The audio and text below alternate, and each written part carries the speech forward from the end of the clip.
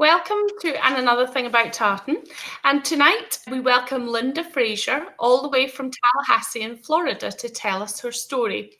Now, we met Linda in February when Emily, Harry and I went and spent 10 days touring around Florida, running pop-up shops and attending the Northeast and Southeast Highland Games.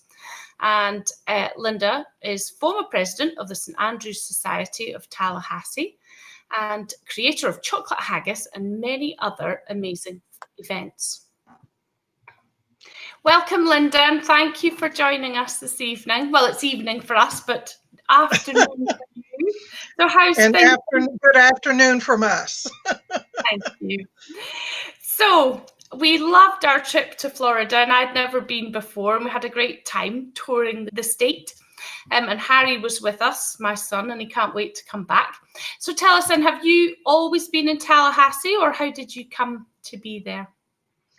My family moved to Florida in 1959 after my father left the Navy. And we moved to Dunedin, Florida, which is where you went to after visiting in Tallahassee. I think I'm right. Yep. And I came up here to go to graduate school and to Tallahassee in 1971, and I've lived here ever since. My career kept me here, and I married a native Tallahassean. So, I've just stayed. Yeah, you're there for good. So, if you were your dad was in the Navy, then were you all over the place following him around? Yes. The family moved with him. I think the most exotic place that we lived was the Philippine Islands. Mm-hmm. But my mother, all of us, my mother, my sister, my father, and I were all born in different places because of the Navy, just different stationing and where he met my mother and all of that. Yeah, that's maybe why you now like to stay in one place. Moved around so much as a young one. Well, that's true. That's true. So has your family always celebrated their Scottish roots? Because you have lots of Fraser things and are very involved, obviously, with the St. Andrew Society. So what does being a Fraser mean to you? Well, that's actually a funny question because my family was pretty no-nonsense about their heritage, which I think is actually a Scottish attitude. But I used to ask what my ancestors did. I'd ask my father. He said, well, they were horse thieves. And I thought, now that can't be possible. But when we moved to Dunedin, I got interested in genealogical research. And I've been able to trace my family back to 1661 to the plantations in Northern Ireland. Uh-huh. But by the way, my family were farmers, not horse thieves. Yeah. Clear that one up. But that's, my family never made much of their heritage. No. But Dunedin brought it all out. Yeah. Okay. As you know, it's very Scottish down there. Well, yes, the Edinburgh, Florida. Yeah. No, it is. I think it's actually more Scottish than Scotland. I couldn't believe it. All the streets and, well, the society there, it sits on Scotland Street, doesn't it? And yeah, there was so much. It was a lovely place, I have to say. Very nice. And so the Frasers, they've become very popular with Outlander. We certainly sell a lot of the Fraser hunting tartan because of Sam wearing his kilt. So are you a fan of that then? Are you an Outlander fan? Oh, yes.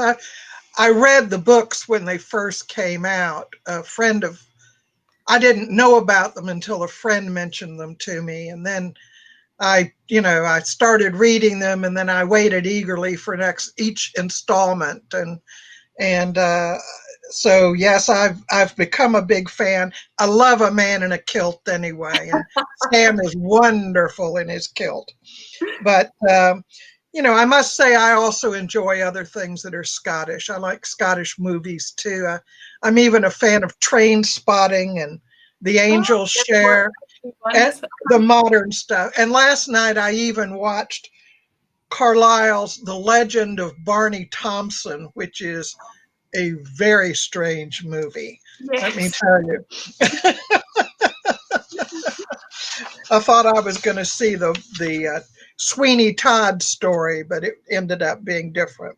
No, no, well, in the one side, I think that is Scotland sometimes is quite romanticised, isn't it? So things Right, like right. spotting are showing us the other side of Scotland, aren't they? And yes, the less glamorous side, the less. Well, I can assure you, the movie last night showed parts of Glasgow I've never seen. Mm. Tourists don't see those parts. No, no, well, you And don't.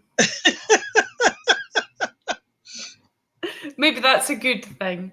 But that is yeah, the reality. And one of the Scott Week podcasts, I forget who it was, but they had an actor on who was saying exactly that, just about the kind of romantic notions we have of Scotland and that it's all mountains and all the rest, and that obviously there are some areas that aren't quite so beautiful. We'll leave those. So yeah. tell us how you first got involved with the St Andrew Society then. Well, I don't really remember. As I said, I was interested in Scottish from my Dunedin days, um, but I got involved in the early '90s, Mm-hmm. and and then I kind of got out of it, and then I got involved again around 10 years ago. So, and I've been very active ever since. And it's a great group of people, and I just enjoy socializing with them and being able to connect with people from parts of Tallahassee that my other experience wouldn't necessarily put me in touch with. Yeah. So it's been grand to get to know a bunch of different people, and they're all a very fine group of folks. Yeah, we They're met very some nice. lovely people. Yeah, some very. No, you really made us feel so welcome. It was great. It was really nice. We kind of felt like we'd come home. It was Well, very nice. good. And what about then the role of the president? So you obviously are a former president. So what does that involve, and what did you? Well, it's all volunteers. There's no staff. Mm, So the role of the president is really to coordinate the volunteers and help them in terms of developing the educational programs to raise money for our scholarships that we give out, and to do the other activities that we do, which are around preserving and promoting our Scottish heritage. mhm. Um, so, and we're always looking to recruit new members, because if you don't have new members, then your organization is going to die out. Yeah. So we're always looking to recruit, and that's part of what the president does, is be the formal face for any publicity that we do. um, the organization supports the FSU rare books collection at the Strozier Library, and they have in their possession one of the Robert Burns Kilmonarch editions, Oh one wow. of the few in the world. And they will bring it out to some of our events, our Burns nights. Hmm. People will be able to go and touch it, and this edition has handwritten notes from Robert Burns in it, and it's really rather special for people to Yeah. be able to see. Yeah. I mean, but we love that. We also, as I said, we do fundraisers to raise the money, and we fundraise from within our organization. So, and the most popular one was one I started, which is a dessert contest, Uh-huh. and we raise over $500 a year with this, and it's part of our St. Andrew's Day celebration. Um, the what we do is people bring their homemade goodies, and then we tell everybody, and the way that you vote for the best dessert, um, by putting dollars in a cup by the dessert. And at the end of the night, we count up the money for each of the desserts. Uh-huh. And the one that raises the most money wins. Uh-huh. So, we tell people, stuff the ballot box and stuff your face. It's all okay.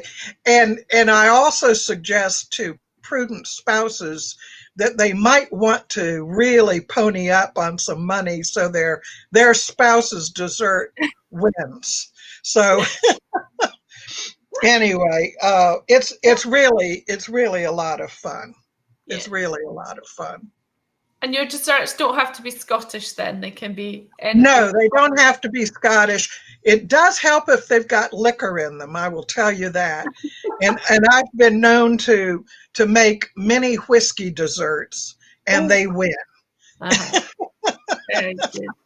Well, and you're famous for your chocolate haggis as well, and we stole that recipe and we served it. We had an event in the shop for all the local hotel concierges and tour guides. They absolutely loved it. Tasman made it. So tell us about your chocolate haggis.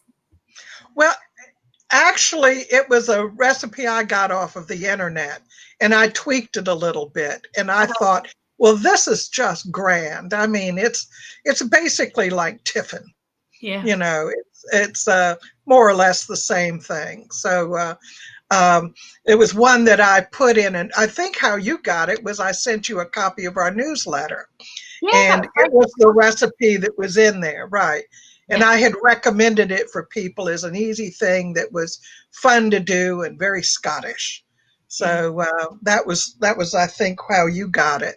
Yeah. And I serve it at Christmas at my eggnog party. Yeah. So people love it. At first they're suspicious. They see the name haggis and they think they're going to have sheep parts in there. Yeah. And I say, no, it's just nuts and chocolate and whiskey. You're okay. Think of it as a truffle. Yeah. No, it is truffly, isn't it? It's a truffle with the haggis spices. And so obviously you were locked down for a while in Florida as well. So have you been doing things virtually, or have you managed to carry on? Or? Oh, yeah. Our board meets using Zoom. Our board is continuing to meet. We are planning an event at the end of the month. Our restaurants have opened up a little bit more. And we're having one of our, we work with one of the cooking schools here to do Scottish cooking dinners. And this one it was originally designed as a hands-on class where the members, 12 members would go in, and it's based upon a theme. And this is Scottish fan food. It's what you would expect if you went to a football game in Scotland, what you would expect to eat. Uh-huh. And so we are, but because of the issues related to the pandemic, instead of us doing the cooking and then sitting down and eating it, they're going to do the cooking and just tell us about it. And we'll all be socially distanced and everything else. But we're going to have Bovril and meat pies and sausage rolls and chips and brighties and shortbread. It'll be great. It'll be at the end of the month. We'll all have a Scottish lunch together. Uh-huh.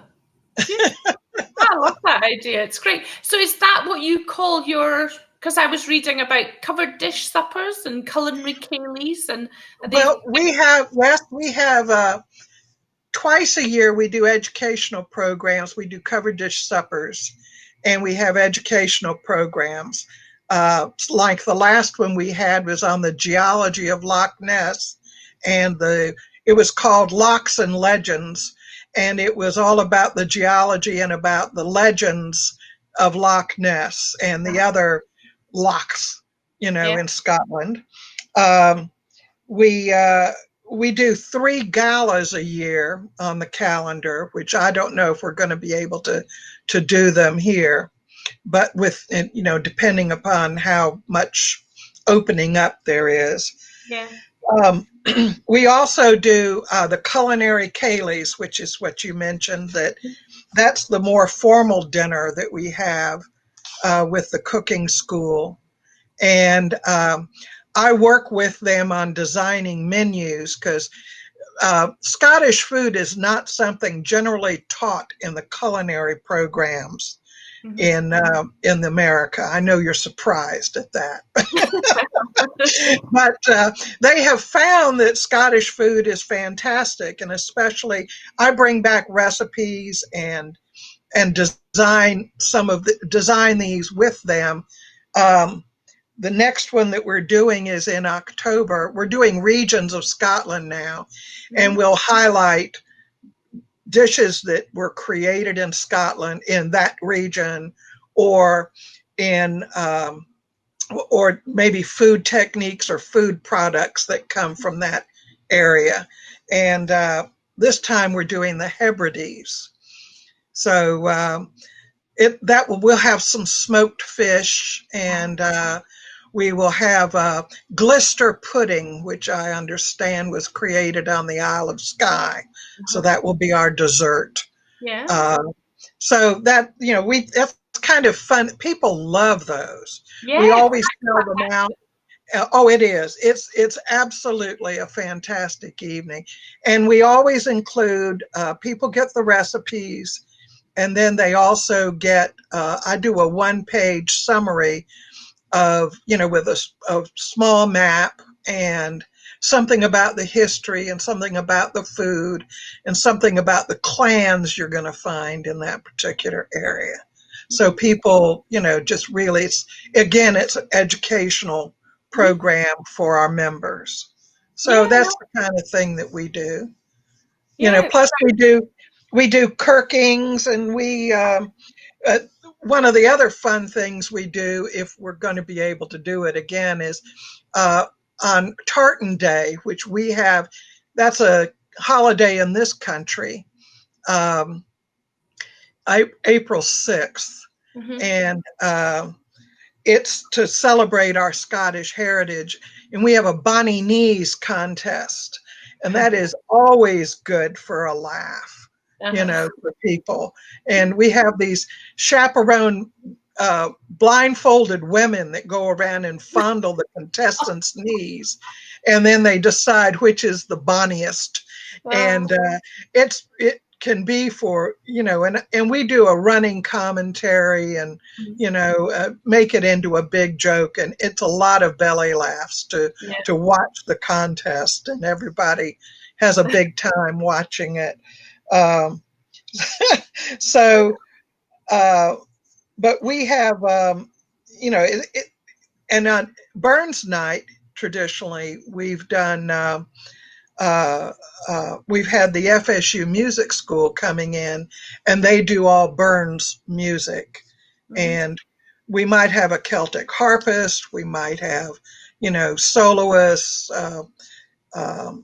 flute players. It's very, and again, it's, what you would expect for a Burns night. Yeah, it's fun. Really creative. Yeah, well, I really like that. It's really interesting because we're speaking to more and more of the Scottish societies, and it's just, you're all so different. Everybody does different things and has a different focus. And some of them, the Scottish societies have been around in this country since the 1600s. The first one was in Philadelphia, and they were designed to support the immigrant Scots that might need some help. And so they're generally all about the same thing. They're from the standpoint of trying to educate, trying to promote, trying to support and protect. A lot of them don't allow women. Yes, I know. So we're very unusual.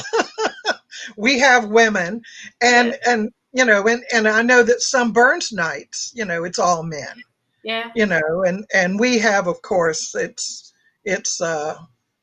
couples, and we all get together and enjoy each other a lot. Yeah. I can't understand that. I just think that's just me. No, but that's right, because when we were in New York for Burns Night this year, we did it in New York, and then we went down and joined Chicago Scots for Uh-huh. there. And they were very, very different, the 2 evenings. But yeah, in New York, the Burns Society there is no women. So yeah, it's Yes, quite men. different. So it's no, Hmm. it's an But Andrew now the Society. good thing is on the tradition amongst the societies is for St. Andrew's Day. Yeah. We all send greetings to each other. Uh-huh. And then what we do is we read the greetings from the other societies. So everybody feels like part of a larger whole, even though these are all very independent organizations. We kind of feel a collective partnership Hmm. with the other St. Andrews societies. Yeah. So we're all sort of connected with each other. Yeah.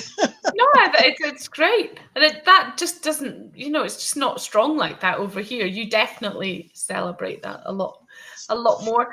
So on that, is that all the St Andrews societies only, or is it generally just Scottish societies that all communicate? Is this an It's Andrews generally, society well, or? well, it's mainly St. Andrews societies that connect with each other. That we might have, I haven't looked at the list lately, I don't remember. We might have, I think I've heard of some Caledonian Yeah, I societies was going to say. So and some other groups. I'm sorry? what's the difference? As the Caledonian I clubs don't, are I don't know. not really. No, I couldn't really work out a difference, but I need to. I think Lorraine in New York is a member of both, so I'll have to ask her exactly. I think they just have a Okay. slightly different focus, but yeah. And it could be that it goes back to the original founding to to provide assistance in times of Yeah. distress. Yeah. And and maybe that's what those do. Yeah. Um, as opposed to the Caledonian that might just be a general Scottish thing. And Yeah. maybe it's just the men do St. Andrews and the women do the Caledonian. Men and women do the Caledonian. Yeah. Yeah. No, Yeah. so, do you have to be Scottish then if you're in Tallahassee and you just fancy coming along because you want to learn some Scottish? Nope.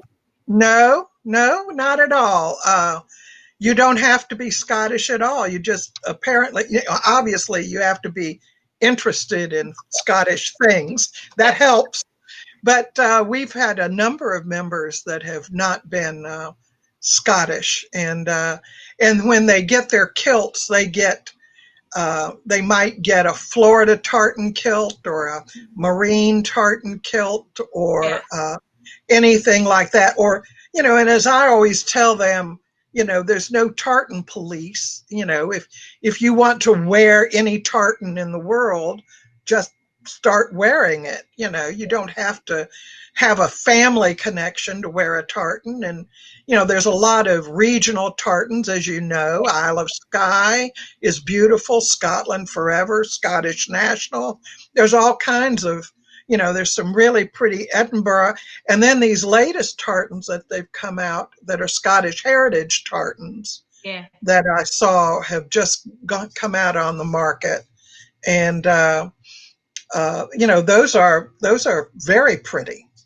Yeah, well, I So, think they're designed totally with color and looking good in mind, aren't they? Rather than being tied to particular colors. So I think they are particularly attractive, aren't they?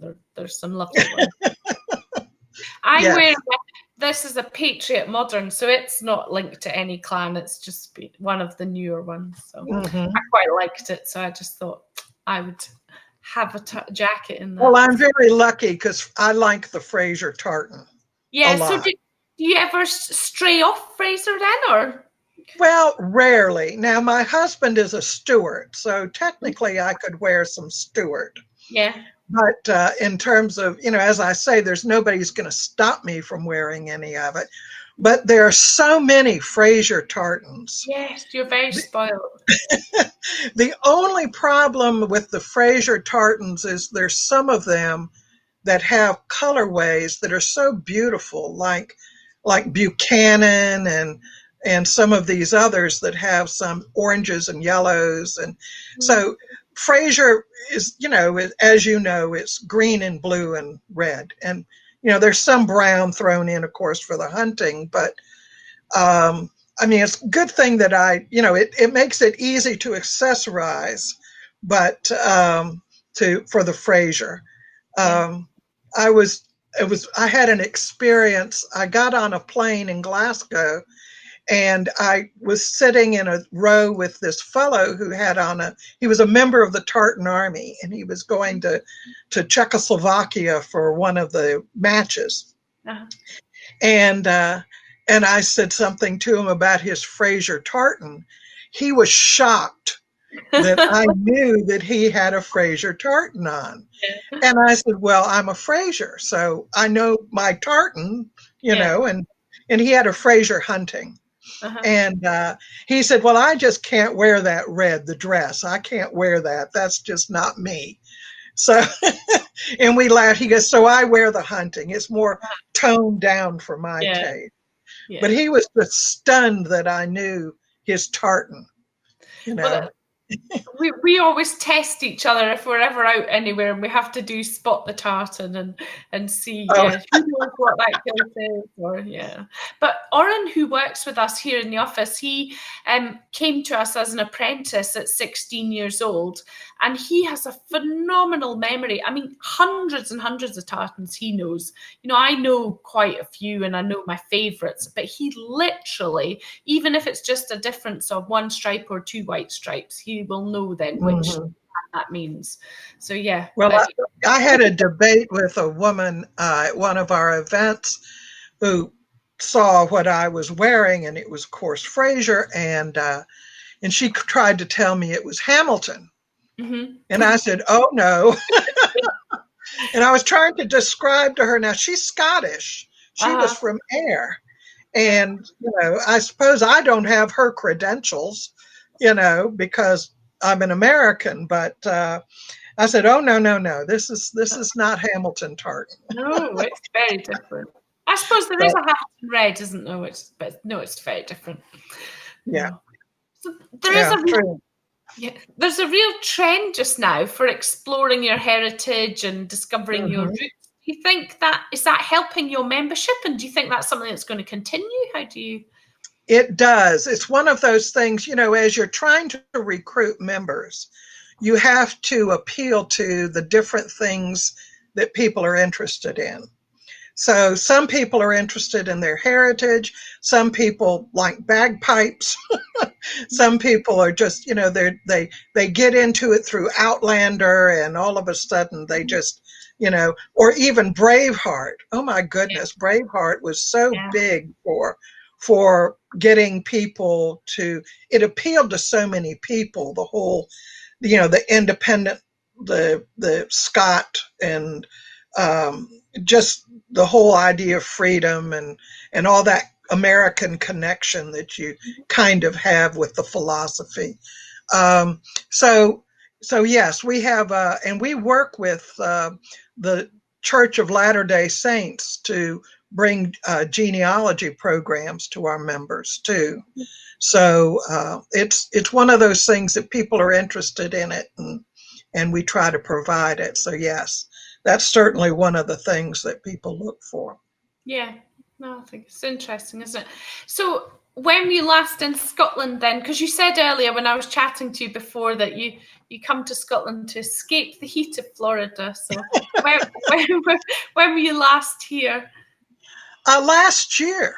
Year, I cruised the Orkneys and Shetlands on the Hebridean Princess. Oh, beautiful. I love to go. I've been to Scotland about 9 times. Mm-hmm. Wow. So, and one thing I've found is that I've been to more places in Scotland than the average Scot. Yes. Most Scots, most Scots don't take advantage of their own country. And so when and there was a running joke that I had with a Scottish couple that, we were sitting there talking, and then he'd turn around, he goes, I imagine you've been there. And I go, well, yes, I have. And it was one of those things that, it became quite a joke Yeah. about, me knowing more history of Scotland than he did, and Uh-huh. being to more places. And he didn't feel like a proper Scot, Mm, because I had done so much more. But I love going to Scotland. I'm really looking forward to going next year, mhm. and I'm hoping that things get better, and Yeah. we can. Right now, you don't want us Oh, because I of our problems. Well, you know what I mean. we have You know, problems. Yeah, Edinburgh feels, because obviously this is festival time in Edinburgh just now, and we have our shop right, in Edinburgh, right. and it just feels so. It's really sad because it's just so empty and quiet, and was not the buzz, and yeah, it's not good. We can't wait to have you back. Well, we can't wait to go. As a matter of fact, as I was talking to this Scottish friend of mine, and he said, well, he suggested some videos that have been done on Scottish islands. There was a series on BBC that this fellow had done. Um, and so he said, Linda, why don't you watch those? And there's like 34, 54 of these. And so I sat there and binge watched them, and I was like, oh yeah, and of course I was like, I've been there and I've been there, and oh, I'd like to go there, and I just really got at peace and enjoyed watching, him, and his going around, climbing up Goat Fell, and Mhm. on, and just that kind of thing. It really did sort of, okay, Scotland's still there. Yeah. Yeah, I think Visit Scotland have done some lovely stuff, and a lot of the tour guides have done some really great videos and things like that. Mhm. I think a lot of that has gone on this year just to try and still share Scotland with you, to say, yes, we're still here. We're still Well, here. and one of our members, the people at FSU had sent us links to the National Museum Mm. in Oh, you of can, Scotland, and we would you can take virtual tours of the yeah, galleries, and I yeah, love the National Museum. I yeah. try to go there every time I'm in Edinburgh, Uh-huh. and it's very pleasant. It's to be able to do that, and again, get your little Scottish fix in, you Yeah. know. But Yeah. it's not quite the same. We enjoy being there with the people. Yeah, exactly. Well, it's the same. We've been doing lots of virtual appointments, and what we love is speaking to customers and seeing you all face to face. So we love the Hmm. video calls. It's worked really, really well, and it's something we'll keep doing. But at the same time, it's always so nice just to be face to face with people and chatting Right, and right. stories. But so, what's your favorite foods then when you come over? Because you're obviously a bit of a culinary lady, so. Well, now I'm a member of a whiskey appreciation group. Ah. So whiskey is one of the things that I really enjoy, and there's a lot of whiskey that we don't get in this country, and Mhm. so it's really fun for me to try the other whiskeys. I love Samphire, Mhm. and and it's, we don't have anything like that, and but I love that. The pheasant, the venison is fantastic. Yeah. It's not the same here as, there's something different about it. I don't know whether it's what the deer, eat, or Yeah, I or think what it it could, is, but yeah. it's very different. Mm. No, the heather, I think things like that do really change. Well, you can even tell if it's even with, I often think with lamb, things like that, you can tell if it's a lamb off the hill or a lamb off the lowland. It definitely Yeah. different flavor to it. So And the desserts, the Cranachan, the Cranachan ice cream, we don't get that here. no, And I love Cranachan ice cream. Oh, Um, just I don't know, all the little cakes and things you get at tea, yeah. and it's just and the soups are fantastic. It's just it's just I like to sample all of it when I go over there. And I just, the seafood is always good. Yeah, yeah, that's You my know, favorite. the langoustines, and see, we don't get very good ones here, so those are always special. And I always bring my husband some honey from Mm-hmm. Scotland because it's just, it's so different Yeah, than we have. yeah. So that's his. He loves honey. I don't eat honey, but he loves Uh, it. So I yeah. bring him honey from all the countries that I visit. And You don't bring him to Scotland with you? no, no, he doesn't travel. I joke he's like Oh, cheap really? wine. He doesn't travel well. So Oh, the good thing is that he just, he lets me. He knows I want to travel, so yeah. he lets me just go ahead and do the traveling, Uh-huh. and he stays home with the dog. Yeah, I was going to say looks after your dog. That's always the issue. Who's going to have the dog? Oh, That's right. true. Yeah. That's true. Oh, that's interesting. Yeah. So then you obviously aren't too fearful about travel, and I think some people obviously still feel a bit fearful about travel because of the pandemic. But how's it made you? Does it make you want to get out there more, or from the sound of it, it does? But do you think the world's changed forever, or? Oh well, yeah. It's going to be different. Mhm. You think about all of the things, and we've been, even for St. Andrew Society, we've been trying to think about what our events are going to be like. We have a new member reception where the old members bring finger foods, and we're out there under the trees with Scottish music playing, and greet the new members. Well, we're Yeah, not you going to can't. be able to do that. No. There's the it's got to be, the food has got to be done differently. There's it's it's going to be a different thing in terms of our organization. And then in travel, well, you know, I just, I just don't. I was at a talk yesterday about international travel, Mhm.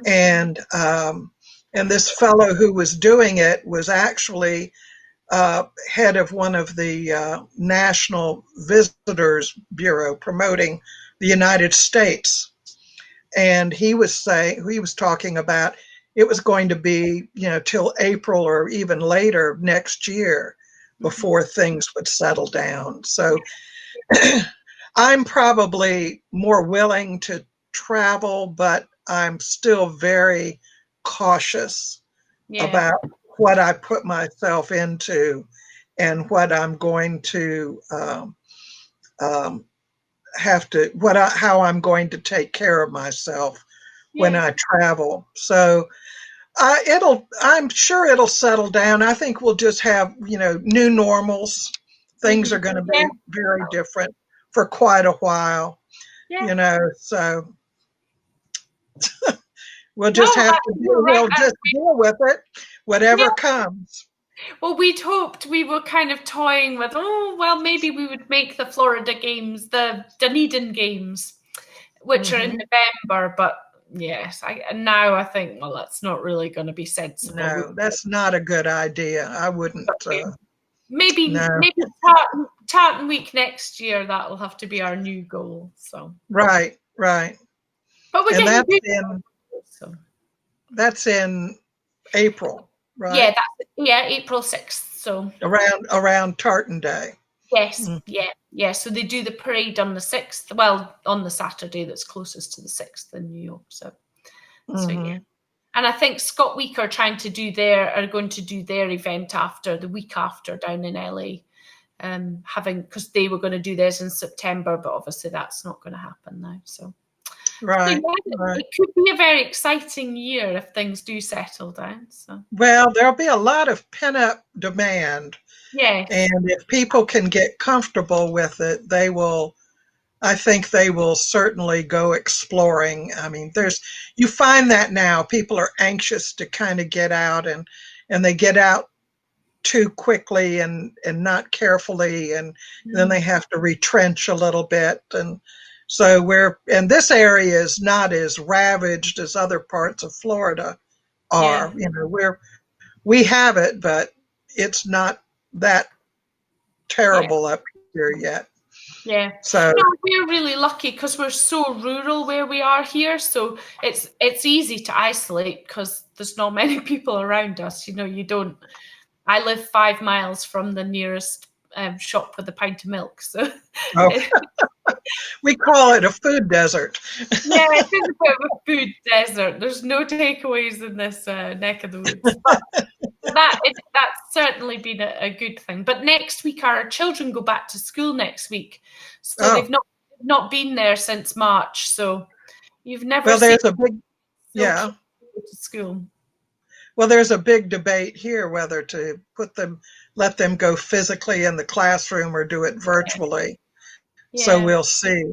In the meantime, we're collecting tartan. Yeah.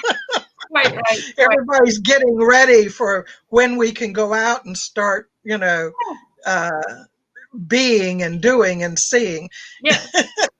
you Yeah. know. And I have this philosophy: you can never have too much tartan. Oh, So, definitely not. Music to my ears.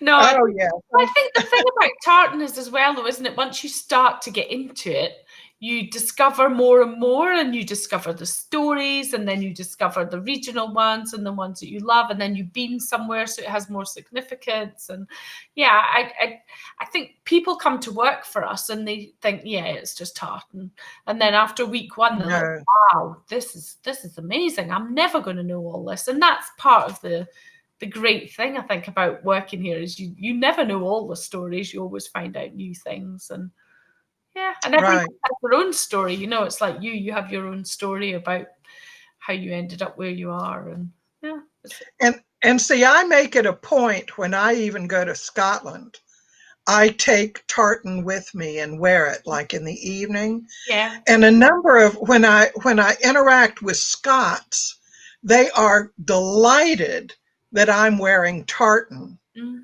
because it shows my pride in my heritage, and it kind of shows them that I'm proud of them and their heritage yeah, as being Scots. So I mean they're thrilled that this American is wearing so much tartan. I mm, mean, but what I like to do is I like to find new ways to wear it. You have a lot of people that think they have to look like some sort of a Jacobite housewife or something, and that's one of the things I like about your brochures is it shows new and different and more modern ways to wear tartan. yeah, I mean, I may one evening I wore a black velvet dress and a horsehair sporran to an event. I mean, brilliant. and No, but but and yeah, I mean, just to sort of mix and match and do different things. That's why, like I have, you noticed I bought boleros, yeah, and I love those with a silk dress. yeah, And then you can sort of, get the touch of tartan and enjoy it and all of that. So, and then I've been collecting antique jewelry, uh-huh. Scottish jewelry. Oh, wow, yeah, some And so beauty. I try to put that with the pieces Uh-huh. and sort of, and I enjoy that a Hmm. lot. So Yeah, it just, a lot of pride of heritage yeah, and just trying to innovate and do different things with it. yeah. No, It's fun. yeah, well, and it's really fun for us as well. That's part of the fun is to work with people like you and help you create your outfits. It's good fun. We enjoy Right, it. right. That's true. Yeah.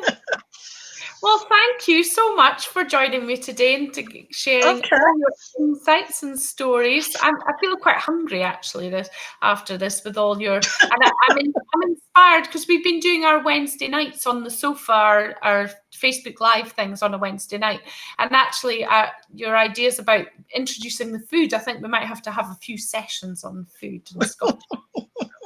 Watch this space; we'll have that coming. Oh, good.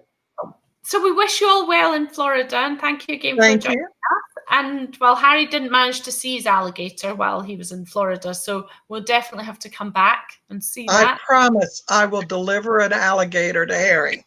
Okay. A real one. And maybe a manatee. Good. We'll look forward to it. Well, okay. Take Thank you care. very much. Thank you.